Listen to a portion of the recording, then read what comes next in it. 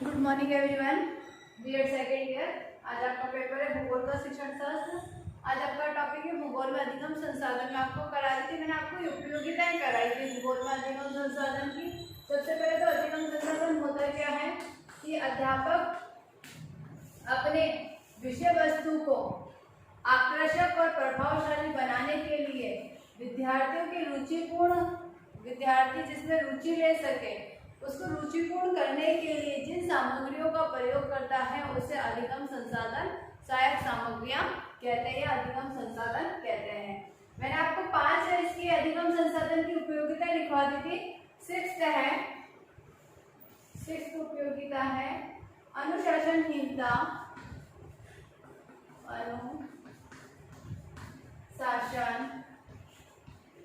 अनुशासनहीनता रोकने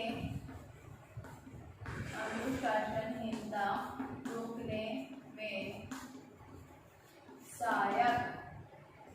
अनुशासनहीनता रोकने में सहायक जिसमें हम लिखेंगे परंपरागत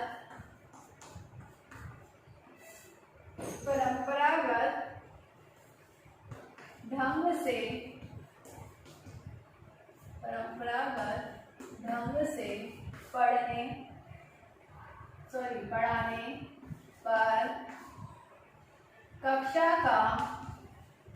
पढ़ाने पर कक्षा का वातावरण नीरस हो जाता है तथा विद्यार्थी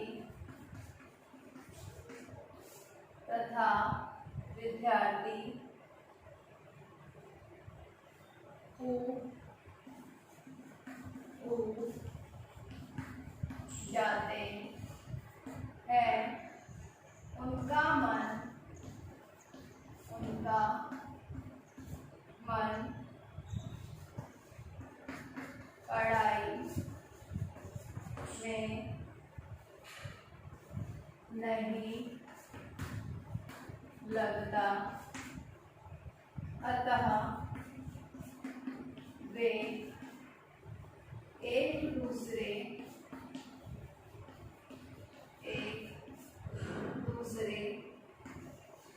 छात्र से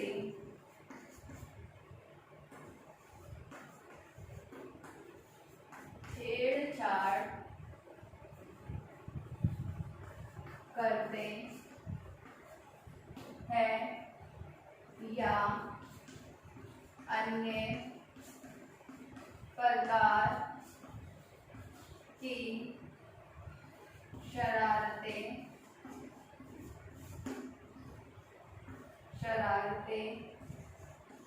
करते हैं जिससे शिक्षण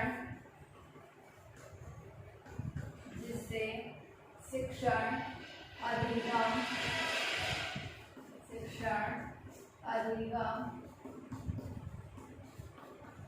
प्रक्रिया ठप हो जाती है, परंतु संप्रेषण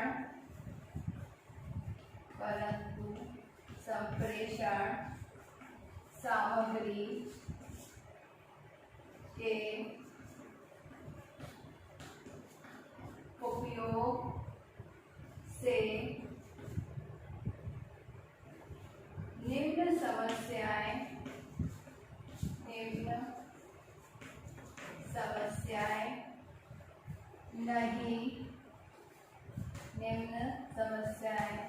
नहीं आती है।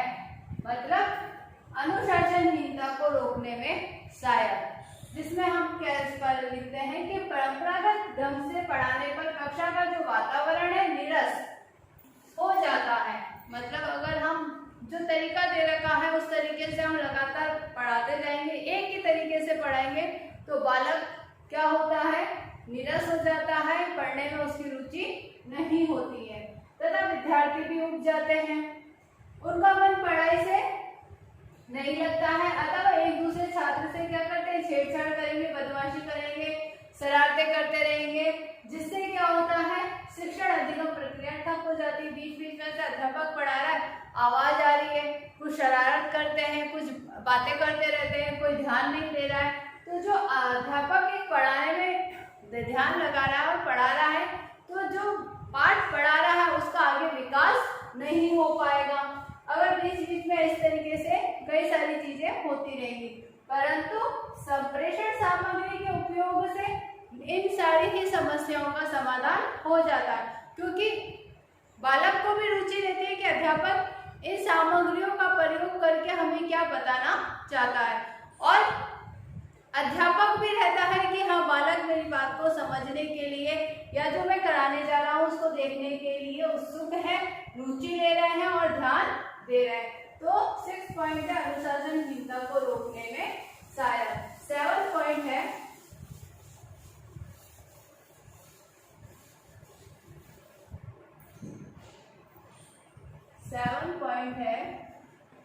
प्रत्यक्ष अनुभव का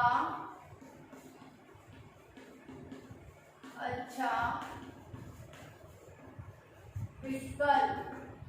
प्रत्यक्ष अनुभव का अच्छा विकल्प, इसमें हम लिखेंगे प्रत्येक वस्तु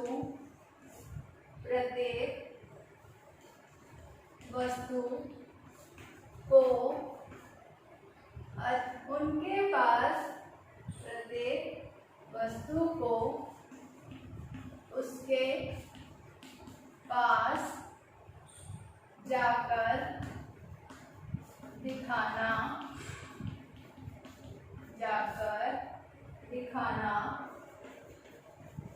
संभव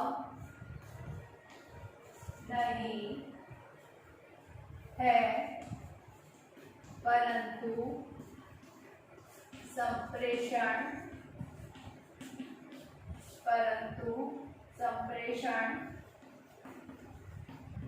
सामग्री द्वारा कक्षा में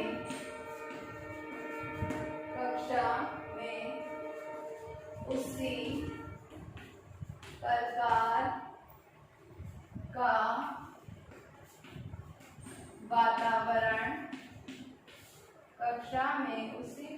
का वातावरण बनाकर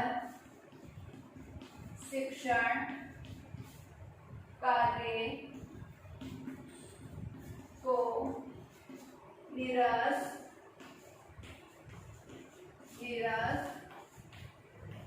होने से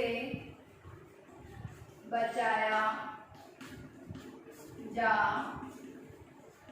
सकता है। शिक्षक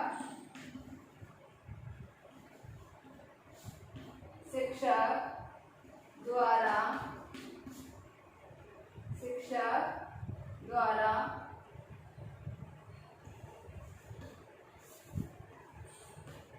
जल धाराओं की उत्पत्ति, ज्वार भाटा,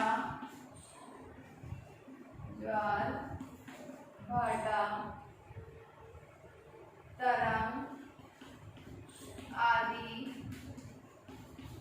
का ज्ञान चलचित्र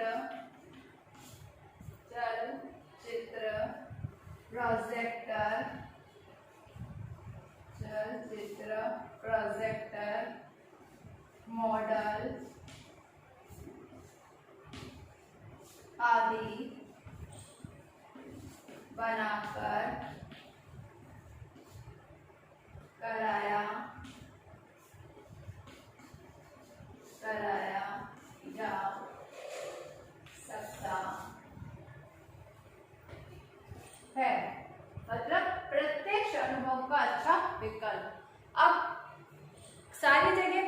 जाके उन सारी चीज़ों को दिखा नहीं सकते हैं, क्योंकि ये संभव भी नहीं है।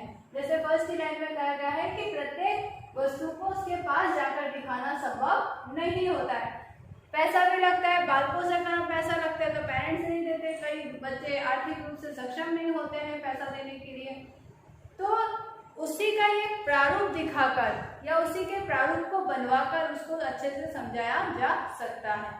अब सपोज मान लो एक सिंपल सा उदाहरण है कि हम ताजमहल, अब ताजमहल क्या हर कोई आगरा जाके ताजमहल देखकर आ सकता है? पॉसिबल नहीं है। किसी की कंडीशन हो सकती है, किसी की नहीं हो सकती है, किसी के पेरेंट्स भेजने को राजी होंगे, कोई नहीं होंगे, तो अब वो क्या करा जाए? इसलिए हम ताजमहल का एक छोटा सा प्रारूप लाकर जो मार्केट में मिलता है, हम या तो उसको लाके या जो उसकी पिक्चर्स होती हैं उसको हम प्रोजेक्टर पर चलाकर एक एक गुंबद का एक एक उसका हम ज्ञान बालकों को दे सकते हैं।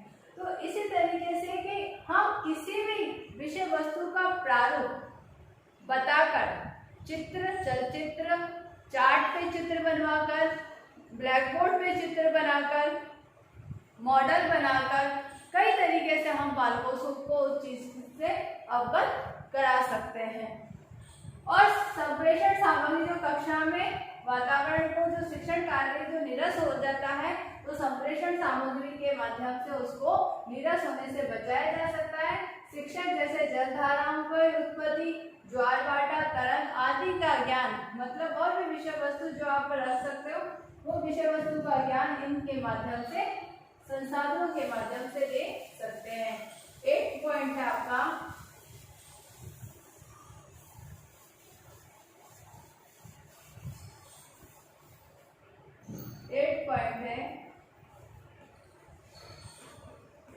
शिक्षण बिंदुओं, शिक्षण बिंदुओं का विकल्प, शिक्षण बिंदुओं का विकास आसान, शिक्षण बिंदुओं का विकास आसान। इसमें आप लिखेंगे संप्रेषण, संप्रेषण सामग्री, संप्रेषण सामग्री की सहायता, संप्रेषण सामग्री की सहायता से निरस, से निरस, निरस से निरस विषय सामग्री, विषय सामग्री को भी शिक्षक, को भी शिक्षक द्वारा आसानी से, आसानी से क्रमबद्ध, आसानी से क्रमबद्ध रूप में पढ़ाया जा सकता है। अध्यापक, अध्यापक पाठ का विकास, विकास आसानी, आसानी से, आसानी से करने में समर्थ होते हैं। शिक्षण बिंदुओं का विकास आसान। जब हम सहायक सामग्री का प्रयोग करते हैं, सपोज मान लो अगर मैंने ये सिर्फ ब्लैक बोर्ड पे एक टॉपिक लिखा होता, तो इस टॉपिक को सिर्फ मैं बोल के रह जाती, आप लोगों के पास में अगर मैंने जितना बोला है उतना याद एनी टाइम रह सकता है? नहीं रह सकता। मैंने ये विषय वस्तु 4 लाइनें लिखी 10 में से, लेकिन आपको ये लाइन जब आप लिखोगे तो आप पढ़ोगे, क्या हुआ? ये एक संसाधन है कि हमें इससे पता पड़ रहा है या इस शिक्षण बिंदु से इसको मैं आगे बढ़ाने में सक्षम हूँ। सामग्रियों का प्रयोग करते हैं, उनका प्रयोग करने के माध्यम से हम विषय वस्तु को आसानी से आगे बढ़ा सकते हैं, क्योंकि हमारे पास में क्या होता है, एक जरिया है, तो हम ये कह सकते हैं क्लू होता है, जिसके माध्यम से हम धीरे धीरे आगे बढ़ते जाते हैं, पाठ का विकास होता जाता है। और कितनी भी निरस्त से निरस्त विषय वस्तु हो, मतलब हम विषय वस्तु हम ये कह सकते हैं, चाहे हम इतिहास पढ़ा रहे, हम सब कहते हैं कि इतिहास एक सबसे बोरिंग विषय होता है, क्योंकि जब करके जाने थे सब चले गए, अब उसको हम क्यों पढ़ें। लेकिन उस विषय वस्तु को भी हम सामग्री का प्रयोग करते हुए, संसाधनों का प्रयोग करते हुए आसानी से समझा सकते हैं, आसानी से बता सकते हैं। तो चाहे कितनी भी ऐसी डिफिकल्ट या हम ये कह सकते हैं कि जिसको पढ़ने में या पढ़ाने में हमें अच्छा नहीं लग रहा है, लेकिन उसमें हम कोई ऐसी चीजों का प्रयोग करेंगे जिसके माध्यम से हम उसको आसानी से बालकों को भी समझा सकते हैं और हमें भी, अध्यापक को भी पढ़ाने में वो मतलब बेकार या निरस नहीं लगे। फिर 9 पॉइंट है मनोवैज्ञानिक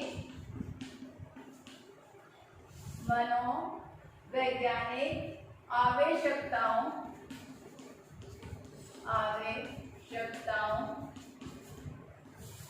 की पूर्ति। मनोवैज्ञानिक आवश्यकताओं की पूर्ति, इसमें हम लिखेंगे संप्रेषण सामग्री से सभी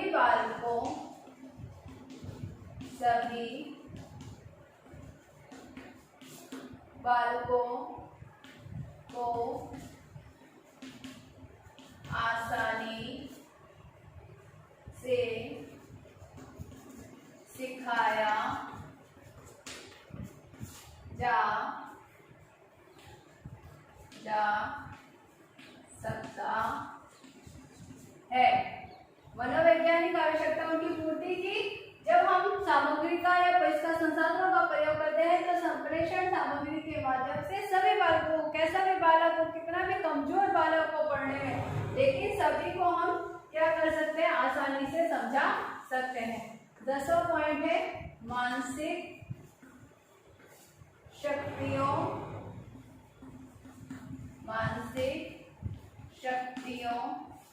का विकास। मानसिक शक्तियों के विकास में हम लिखेंगे संप्रेषण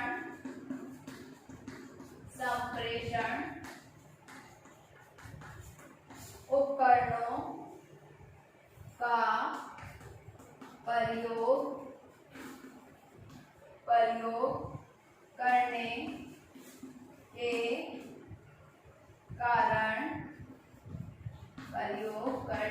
के कारण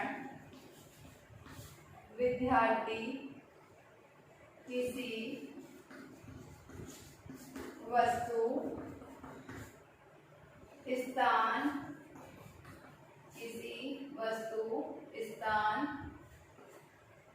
या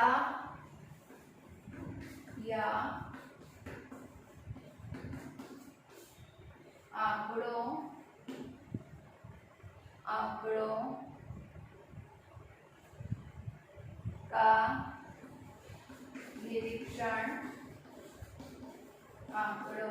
का निरीक्षण, तुलना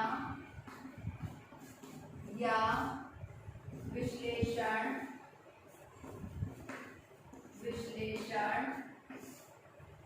करना सीख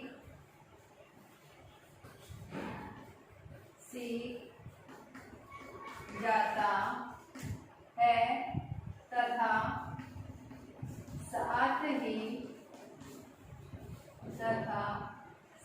ही तथ्यों के आधार पर किसी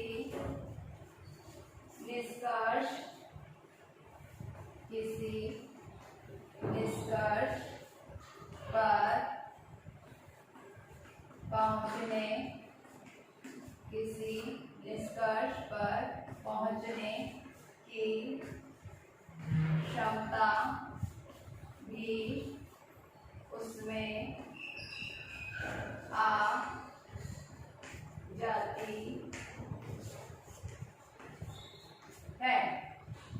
मानसिक शक्तियों का विकास के संप्रेषण उपकरणों का प्रयोग करने के कारण विद्यार्थी किसी वस्तु, स्थान या आंकड़ों का निरीक्षण, तुलना तथा विश्लेषण करना सीख जाता है। जब हम बताते हैं क्योंकि जब हम सामग्रियों व संसाधनों का प्रयोग करते हैं उसमें हम ग्राफ भी बताते हैं, सारणियां भी बताते हैं।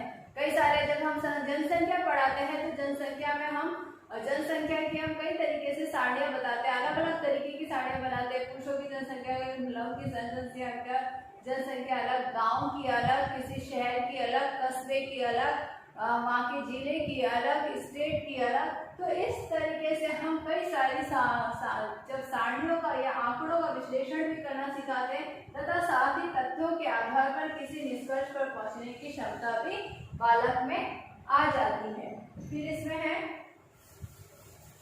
नेक्स्ट पॉइंट,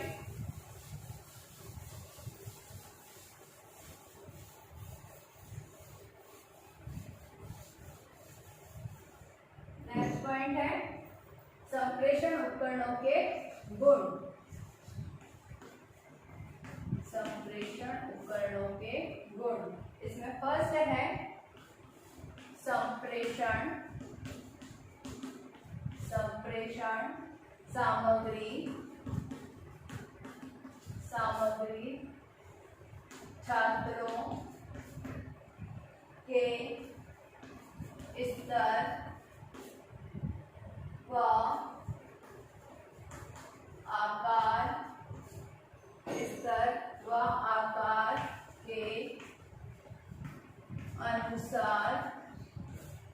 स्तर व आकार के अनुसार होनी चाहिए ताकि सभी छात्रों के लिए उपयोगी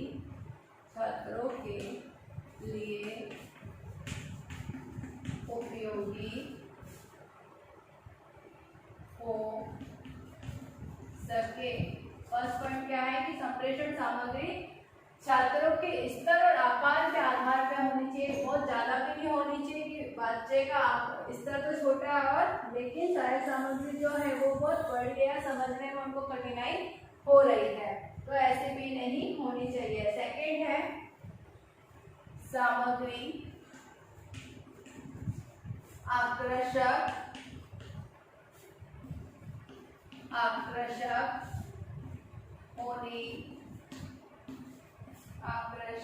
होनी चाहिए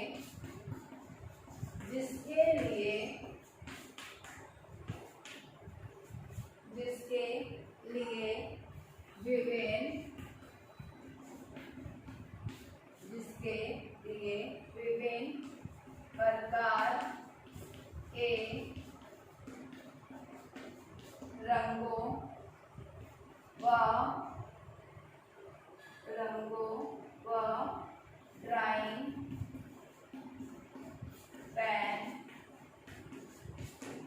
पेनों का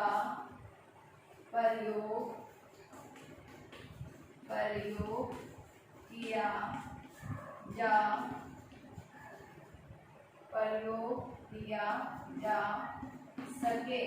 मतलब सेकंड है कि जो सामग्री है वो आकर्षक होनी चाहिए। हम देखते हैं एक बिल्कुल ब्लैक और ब्लू चीज से लिखा हुआ होगा तो वो एक साधारण सा लगता है, एक उसी में हम ग्लिटर पेन से कई सारी चीजों को यूज करके लिखे तो वो क्या लगता है, अट्रैक्टिव लगता है। तो इसी तरीके से जो भी हम पिक्चर्स को बनाएं उसमें रंगों और ड्राइंग पेनों जो होते हैं, कई सारे ग्लिटर पेन जो होते हैं उनका प्रयोग किया जाना चाहिए जिससे वो आकर्षक लग सके।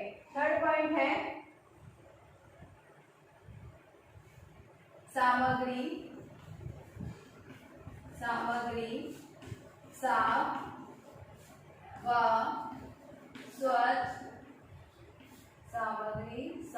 व स्वच्छ बनी होनी चाहिए। सामग्री साफ व स्वच्छ बनी होनी चाहिए ताकि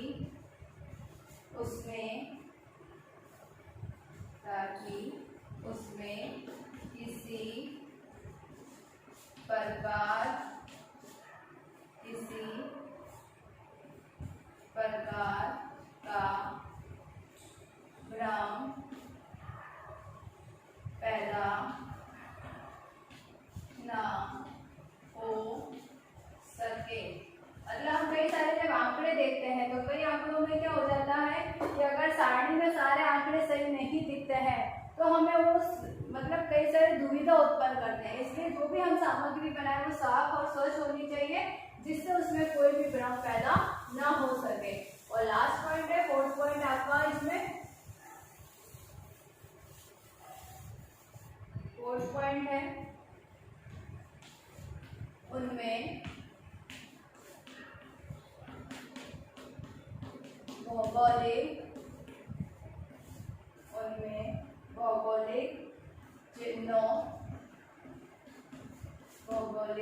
चिन्हों तथा शब्दों आदि, भौगोलिक चिन्हों और शब्दों आदि का प्रयोग स्पष्ट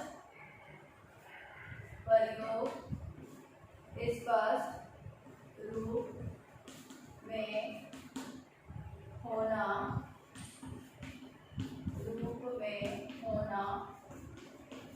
चाहिए, जिससे विद्यार्थी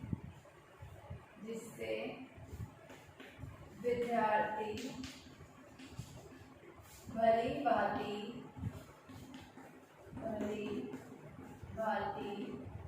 समझ सके। ठीक है, मतलब जो भी हम बता रहे हैं उसमें भौगोलिक चिन्हों और शब्दों का प्रयोग होना चाहिए, क्योंकि जब हम दिशा पढ़ा रहे हैं, सपोज मान लो, तो दिशा का जब हम ज्ञान कराते हैं बालकों को, तो बालक को सिंबल जो लगे रहते हैं, जितने भी हम सड़क पे जाते हैं, इधर उधर दाएं बाएं किस तरीके से जाना है, कितनी दूरी पे बता रहे हैं, ये सारी चीजों का ज्ञान, और कौन सा सिंबल किस जगह को दर्शा रहा है। जंगल का सिंबल दे रखा है तो इस जगह पे जंगल आने वाला है, हाईवे का सिंबल दे रखा है तो इस जगह पे हाईवे का। तो जो रूट चिन्हों का ज्ञान होता है और शब्दों का ज्ञान होता है वो सब कराना चाहिए, जिससे बालक उस चीज को दैनिक जीवन में भी उपयोग कर सके। आज आपका गृहकार्य प्रश्न है, अधिगम सामग्री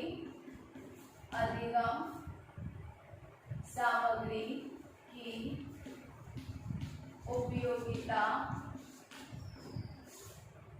क्यों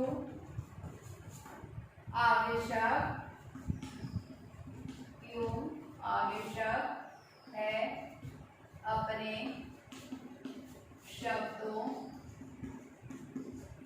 में स्पष्ट कीजिए। मतलब जितनी भी सहायक सामग्रियां हैं उसकी उपयोगिता क्यों है, तो अपने शब्दों में से स्पष्ट कीजिए। घर पे रहिए, सुरक्षित रहिए, जब भी घर से बाहर जाए मास्क लगा के जाए और सोशल डिस्टेंसिंग का पालन करें। Thank you.